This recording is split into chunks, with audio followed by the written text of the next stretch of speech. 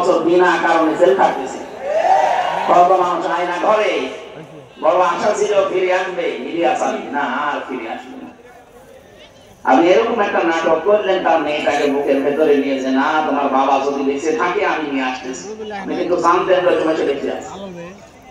আমি আয়না ঘরে 10 দিন ছিলাম, আমি জানি। এখানে যখন চোখ বেঁধে নিয়ে যেত, ভেতরে যাওয়ার পরে খুলে নিত, যাওয়ার পরে দেখতাম এক একজনের নখ এত বড় বড়, চোখ দাঁড়ি গোপ মনে হতো জঙ্গল থেকে বেরিয়ে আসতেছে। এরা আছে 5 বছর 7 বছর 8 বছর 9 বছর 14 বছরের মানুষ জন্ম দিয়েছে।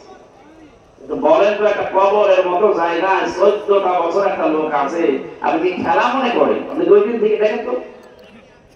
এখনো পর্যন্ত অনেকে জালেমের পক্ষে স্ট্যাটাস দিচ্ছে যে কি হয়েছে যে তার পালানো লাগবে, কি হয়েছে আপনি টের পাচ্ছেন না।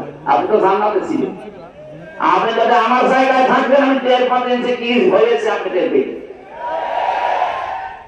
এই বড় বড় নখ দিয়ে অনেকে দেওয়ালের সাথে খুশিয়ে খুশিয়ে মোবাইল নাম্বার লিখে ছোট ছোট করে লিখেছে, ভাই যদি বাইরে যেতে পারেন অন্তত এই নাম্বারটা একটু জানাবেন যে আমি বেঁচে আছি।